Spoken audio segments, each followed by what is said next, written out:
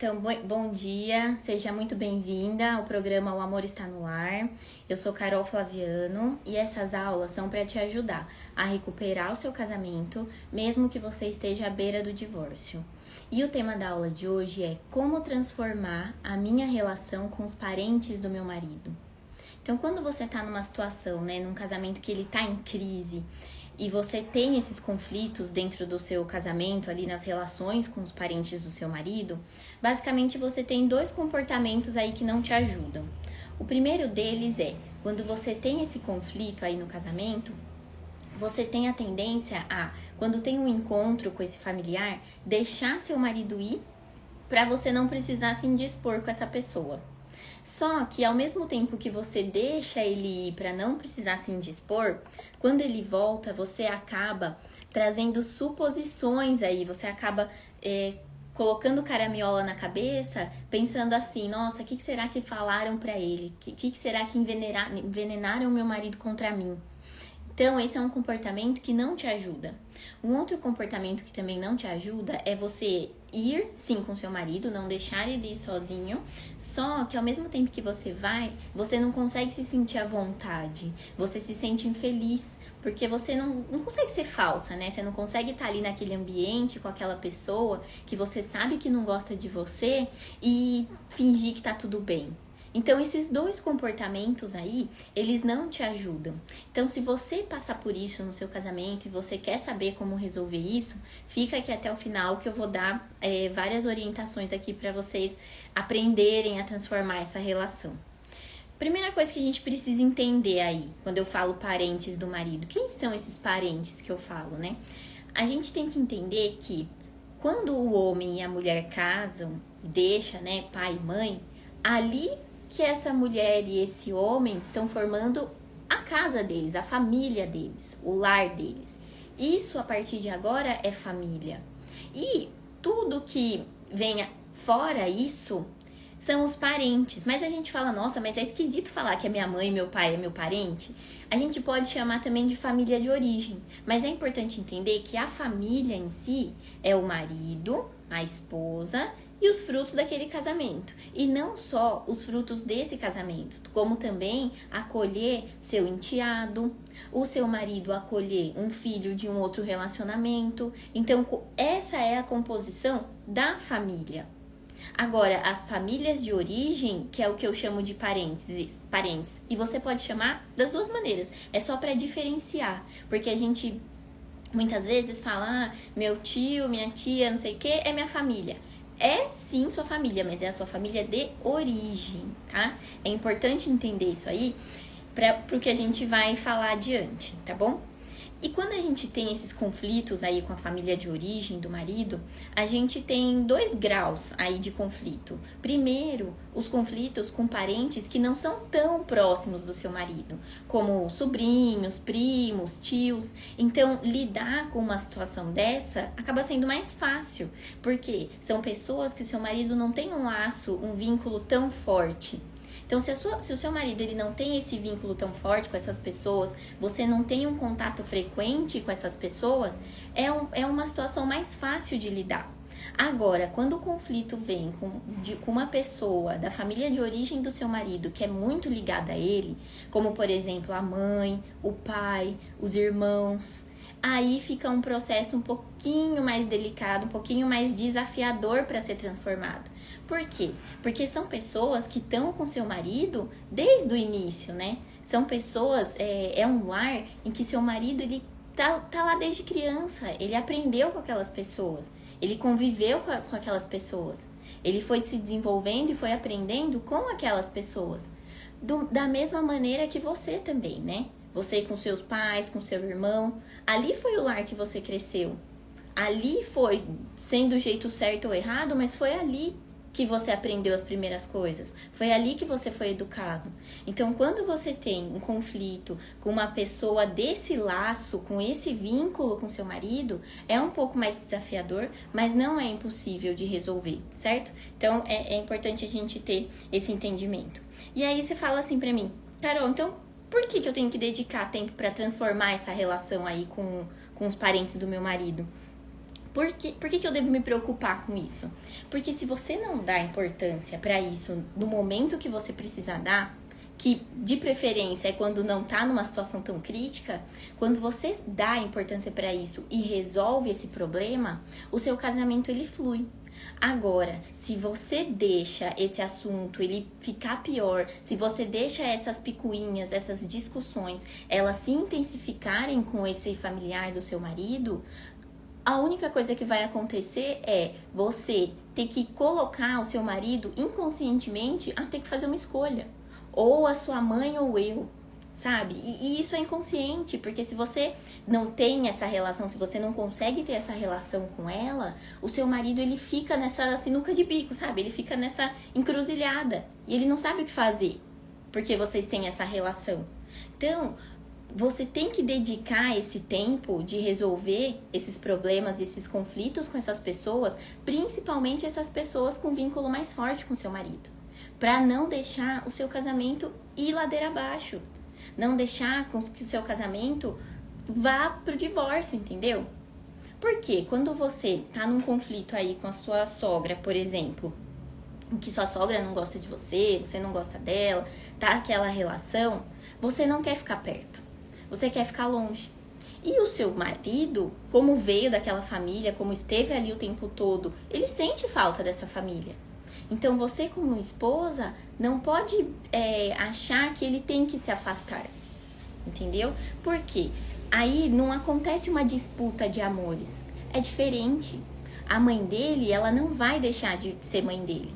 E você, se não desistir do seu casamento, também não vai deixar de ser esposa dele. Então, cada uma tem o seu papel na vida desse homem. Cada uma desempenha um papel. Não precisa disputar nada. Certo? É importante ter esse entendimento. Porque, principalmente, por exemplo, se você fala assim pra mim, Carol, mas o meu marido, ele se acontece algum problema ali com a mãe dele e ela acaba me ofendendo, eu sei que eu tô certa, mas mesmo assim ele não me defende. Mesmo assim ele não vai ao meu favor. É lógico que ele tá escolhendo ela. E não é bem isso. Sabe o que acontece? Eu entendo você. Primeiro, eu entendo, porque eu sou muito parecida, assim.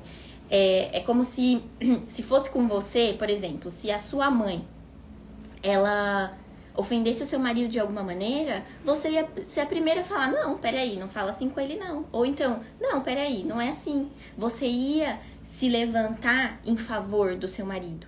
Então, o que você espera dele é que ele faça o mesmo por você, não é isso? Então, a gente sente que, tipo assim, nossa, mas eu te defenderia se fosse minha mãe, você não me defende. A gente fica com essa sensação de que ele prefere, é como se ele defendesse a mãe, é como ele deixasse você ao léu, sozinha nessa briga, pra ficar do lado da mãe. Eu entendo isso, só que sabe o que acontece com esse marido? E eu quero que você comece a fazer uma avaliação agora.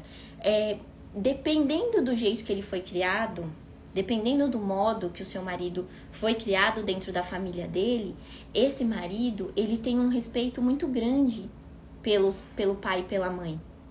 E no entendimento dele, ele acha que se indispor, ele acha que enfrentar os pais de alguma maneira, isso é um desrespeito. E você consegue avaliar isso se você começar a pensar, pensa aí, faz uma reflexão em alguma situação que aconteceu que não envolvia você. Não envolvia necessariamente você e a mãe dele, por exemplo. Estou dando um exemplo aqui de sogra, né? Conflito com a sogra. Pensa numa situação em que ele sabia que a mãe estava errada, mas mesmo assim ele não opinou, ele não interviu. Por quê que eu quero que você pense isso? Porque muitas vezes não está relacionado com você. Não está relacionado com o fato dele te defender ou não. E sim pela dificuldade, e sim por esse processo de intervir com o pai e com a mãe ser muito penoso para ele. Pra gente é natural, né? Eu, assim, com os meus pais, eu falo com eles o que eu acho, o que eu acredito. Meu pai teve problemas de saúde, eu que falava, não, vem cá, a gente vai sim. A gente vai fazer isso, vai fazer aquilo. Sabe? Eu meio que era a mãe dele. Por quê? Porque isso é normal na minha família. Mas só que na família do seu marido, será que é assim? Se não é assim, você não pode exigir que ele seja como você, porque ele não é. A relação dele com os pais dele é outra. É diferente, entendeu? Isso é importante você entender. E quando você tá numa situação dessa, o que você tem que fazer? Você tem que fugir dessas brigas. E não fugir no sentido de não estar mais lá. Eu vou ensinar aqui pra vocês. Mas é usar a sua inteligência, a sua sabedoria pra evitar que o problema surja. É o que eu falo, né? As pessoas irresponsáveis, elas entram numa briga e querem resolver, querem sair vitoriosas. As pessoas com sabedoria, as pessoas sábias, inteligentes, elas evitam entrar na briga. Elas resolvem o problema antes que ele surja. E é isso que eu quero que você aprenda, a resolver esse tipo de problema, de desentendimento, antes que o negócio piore. Antes que, sabe, vá ladeira abaixo. Antes que você tenha que entrar numa situação de conflito que você não consiga mais conviver com essas pessoas. E aí você pode falar assim pra mim, Carol, mas esse familiar do meu marido, ele até já tentou separar a gente, sabe? Já fez coisas, eu tenho, sabe, tenho provas reais de que essa pessoa, ela tentou separar a gente. Essa pessoa tentou afastar a gente. E aí, como transformar uma relação dessa? Dá pra transformar uma relação dessa? Eu vou ter que fazer o quê? Engolir? Peraí. E eu sei que é difícil engolir e transformar uma relação quando alguém tenta afastar vocês. Quando você é maltratada, quando você é ignorada, quando você até tenta, mas você não consegue essa relação, você não é querida. Quando você não consegue se defender porque essa pessoa fala mal de você, fala mal da sua vida, do seu casamento para os outros e você não consegue se defender. Fala mal de como você cuida dos seus filhos, como você educa seus filhos. Fala mal de você pro seu marido, tentando envenenar o seu marido contra você. Eu sei que é difícil quando tem pessoas assim. Não é fácil. Só o que assim... E eu entendo também que você não tem sangue de barata, né? A gente não tem sangue de barata pra, né, resolver isso daí. Só que eu quero te dizer uma coisa. O que a Bíblia diz sobre isso? O que a Bíblia ela fala? A Bíblia fala assim: o que Deus uniu, o homem não separa. Só que o homem só não separa se você não permite. O homem só não separa a não ser que você permita. A não ser que você ceda a provocações. A não ser que você desista do seu casamento por causa disso. Deus uniu e o homem não separa quando você não desiste de transformar. Você não desiste de fazer o que você precisa fazer para resolver esse conflito e continuar bem no seu casamento, tá? Eu tô vendo que vocês estão colocando perguntas, no final eu vou responder, tá? Eu já li aqui e no final eu respondo. E eu acho que até ao longo da live eu vou responder essa sua pergunta, Daisy.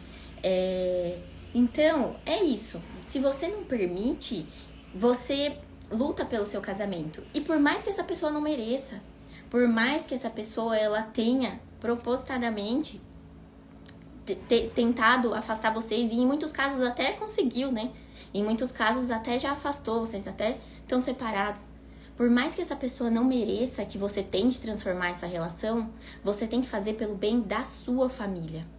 Sabe por quê? Porque se você não faz isso, se você não resolve esse conflito com esse familiar, principalmente esses familiares com um laço mais forte com seu marido, você começa a entrar numa constante de brigas, e essas constantes de brigas acabam gerando em você uma implicância. E não tem nada mais destrutivo numa relação, num casamento, do que essas implicâncias. Sabe por quê? Porque coisas que antes não te irritavam vão começar a te irritar. Tudo que essa pessoa fizer, você vai achar que ela tá fazendo pra te provocar. Tudo que essa pessoa fizer, você vai achar que ela tá fazendo pra afastar o seu marido de você. Tudo que essa pessoa fizer, você vai achar que é pra disputar o amor, o seu amor com o filho dela. Quando você traz essa implicância, você começa a gerar algo que é extremamente destrutivo, até inclusive principalmente para o diálogo, que são as suposições. E eu tenho alunas do Elo no Lar que, quando eu começo a conversar com elas e eu percebo, né, que tem essa relação aí com sogra, principalmente com sogra, né, que tem essa relação com sogra, eu percebo que na hora que elas começam a conversar comigo, eu percebo um monte de suposições que elas fazem. E aí eu falo, mas peraí, onde tá o fato aí? O que aconteceu de fato? Ah, não, mas é porque eu acho... Elas me respondem, né? Eu acho que foi assim, porque da outra vez, como ela agiu assim, agora com certeza... Peraí, mas você tem certeza mesmo? Você ouviu? Você viu? Se você não viu, se você não ouviu, isso é uma suposição. E se você entra para um diálogo só com suposições, não tem como você entrar em acordo em nada. E pior ainda, você vai sair para de um diálogo assim, sendo taxada de neurótica, de implicante, de doida. Que é isso que acontece. Ah, você tá querendo me afastar da minha mãe, eu não vou fazer isso. Então, não dê espaço para essa implicância. Só trabalhe com fatos. Suposições nunca mais. Essa é uma regra de ouro. Quando você começar... a nossa mente, ela é super criativa. Principalmente quando a gente tá com um sentimento de raiva da pessoa, de ter sofrido injustiça mesmo. A gente tem uma criatividade, assim, maravilhosa. Pra imaginar inúmeras situações em que aquela pessoa falou um A pra destruir a sua vida.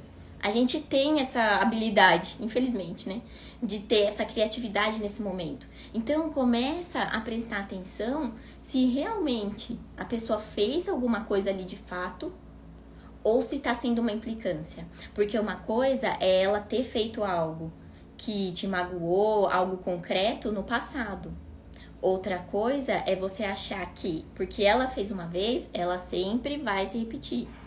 Pode até ser que ela faça, mas enquanto você não tem fatos, você não consegue falar sobre isso. Combinado? Agora, vou falar aqui pra vocês de um erro muito comum aí quando a gente pensa nessas relações com as pessoas, né? As relações sociais e o nosso casamento. O primeiro erro comum é expor o nosso casamento, a nossa vida para as pessoas.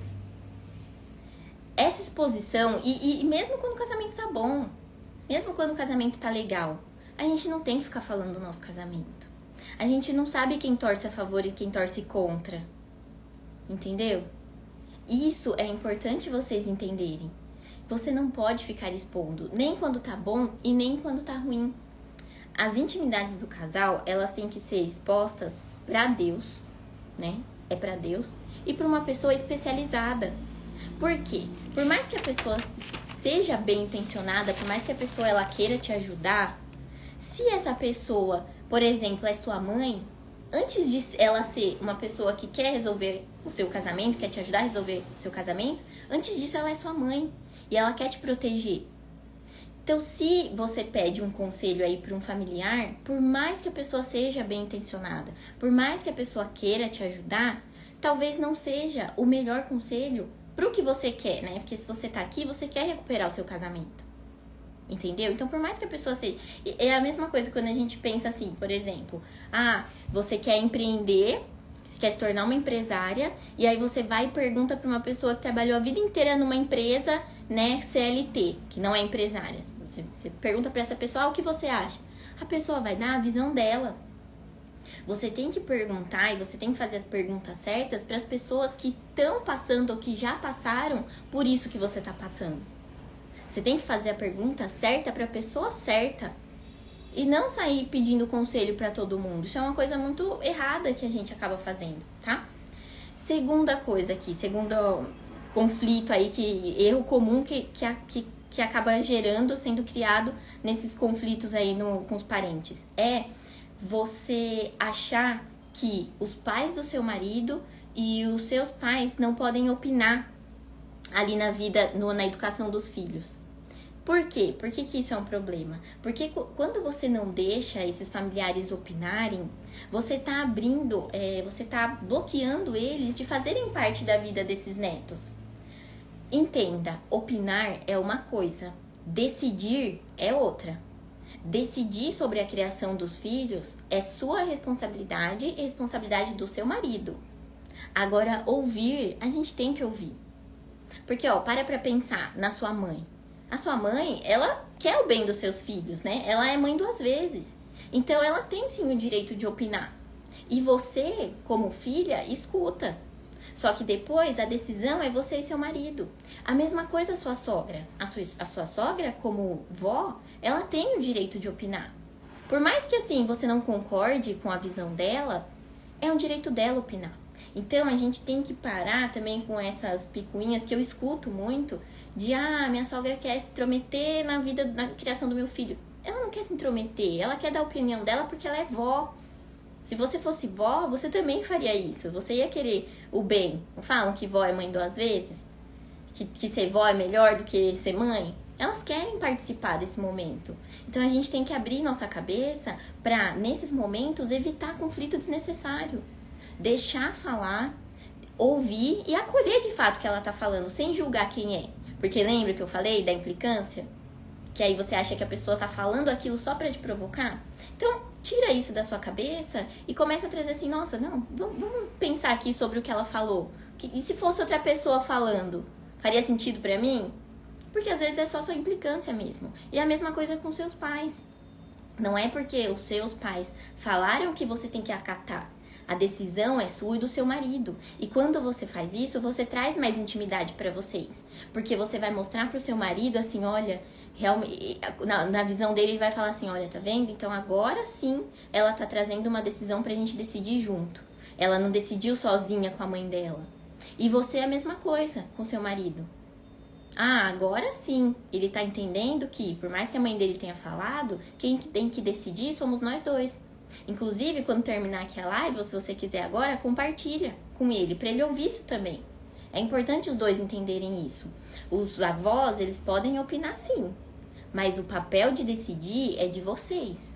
Por isso que é importante vocês aprenderem a se comunicar, aprender a dialogar, certo? E um terceiro erro super comum é o jeito que você lida com pessoas aí familiares do seu marido que você sabe que são mal intencionadas. E tem essas pessoas, toda a família tem. Uma pessoa que você sabe que a pessoa não tem nada e o fato dela não ter nada, ela quer destruir o que você tem, não é? Não acontece isso? Então, quando você tem uma pessoa mal intencionada, não adianta você se afastar também.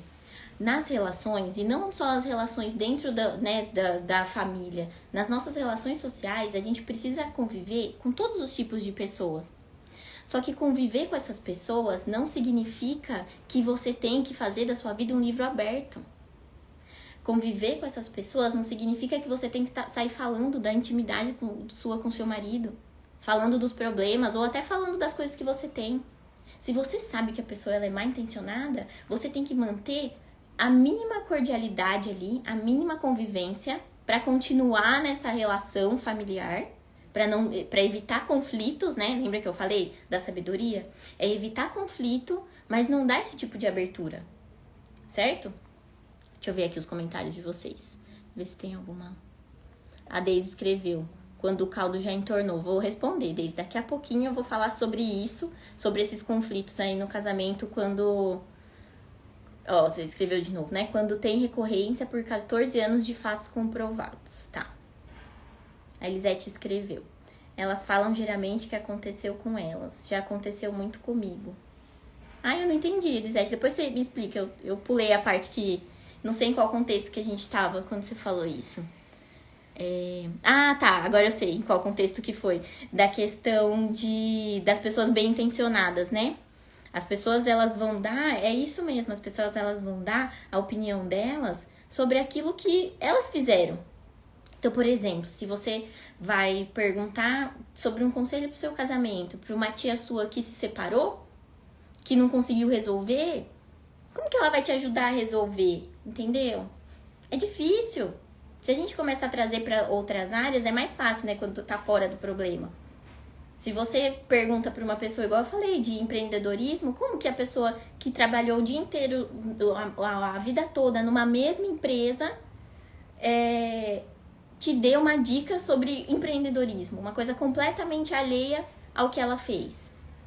Entendeu? Elas vão falar, é isso mesmo, Elisete. Elas vão falar sobre o que aconteceu com elas, certo? Então, agora vamos falar qual é o jeito certo, como transformar essa relação.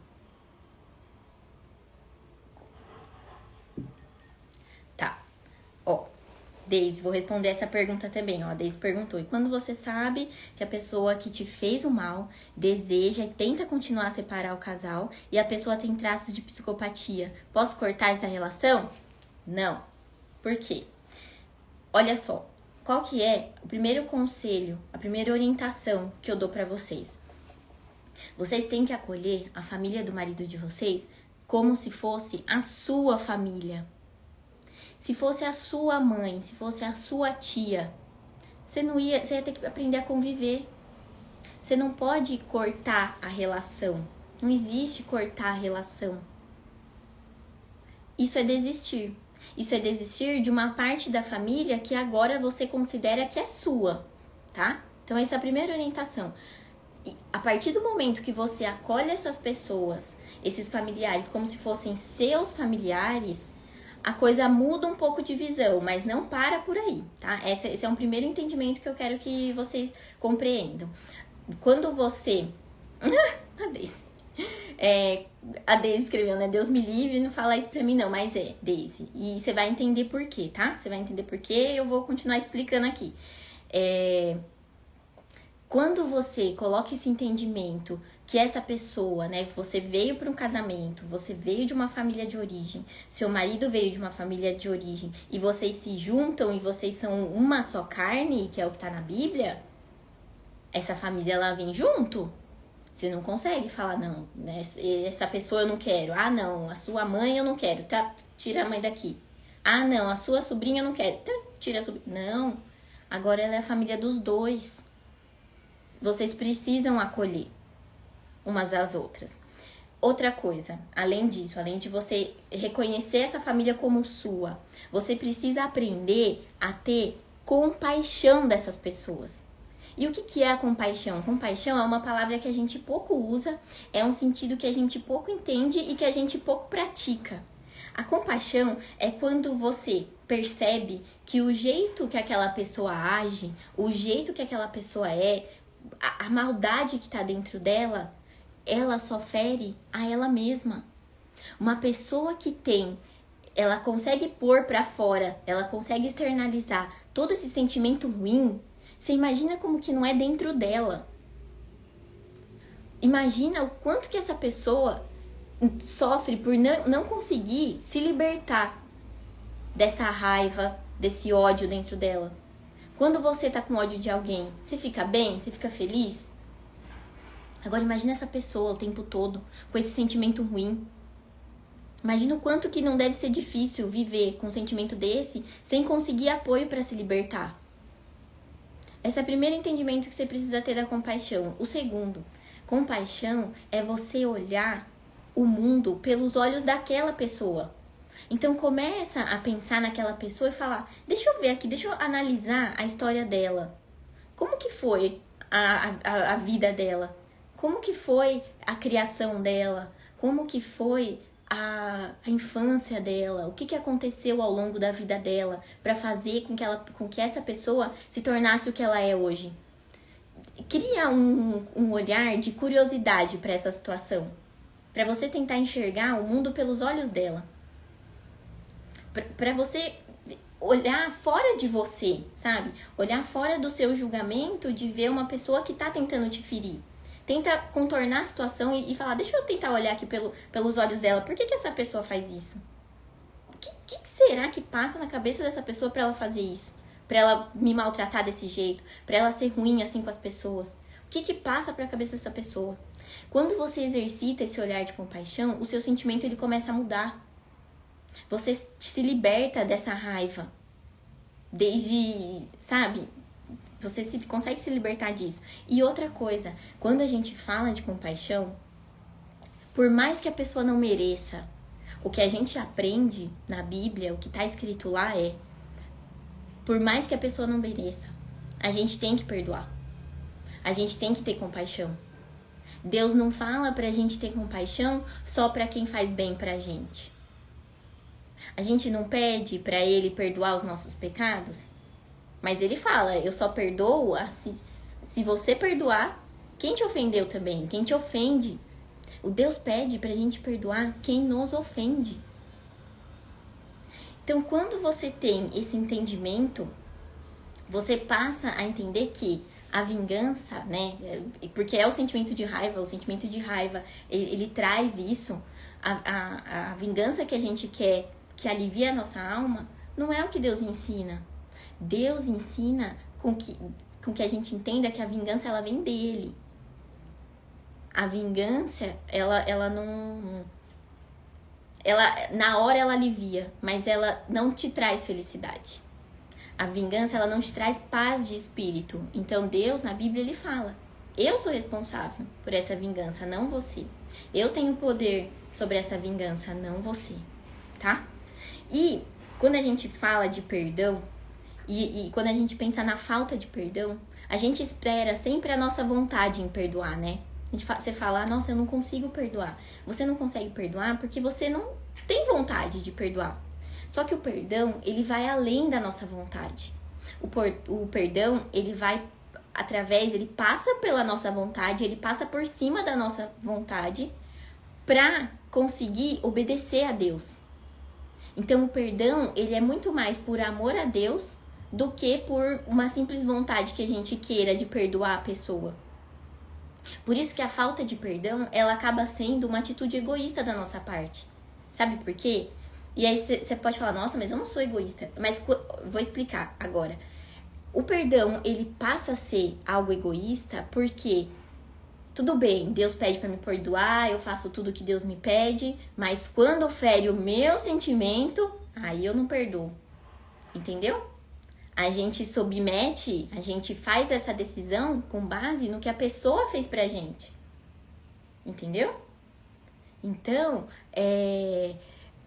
E eu tenho alunas, assim, do Elo no Ar, e por isso que eu gosto de repetir isso pra vocês, porque eu vi acontecer com alunas minhas, sabe? A partir do momento que ela parou com a implicância, que eu quase entrei no celular pra dar um chacoalhão nela e falar: olha, presta atenção, você tá implicando com essa pessoa, ela te magoou, mas agora é implicância, você não tá perdoando. A partir do momento que ela entendeu isso, a relação com essa pessoa mudou, a relação com o marido dela se transformou. Porque é isso que Deus espera da gente. Deus espera que a gente passe por cima dos nossos sentimentos, que a gente passe por cima do nosso entendimento, que a gente passe por cima do que a gente acha que é certo ou errado para obedecer o que Ele diz. Isso é importante vocês entenderem nessas relações, tá bom? Então, gente, é isso. Se você quer recuperar o seu casamento, mesmo que esteja à beira do divórcio, ou mesmo que vocês já estejam separados, como eu sei que tem pessoas aqui que já estão, mesmo assim, se você tem conflito com essas pessoas, busque perdoar. E faça isso não porque você quer, mas porque Deus pede que você faça isso. Faça isso pela sua família, pelo seu casamento, para recuperar aquilo que Deus uniu e que o homem não separa. Tá bom? Compartilha com seu marido, compartilha com uma pessoa que precisa ouvir isso, tá certo? Obrigada, um bom final de semana para vocês.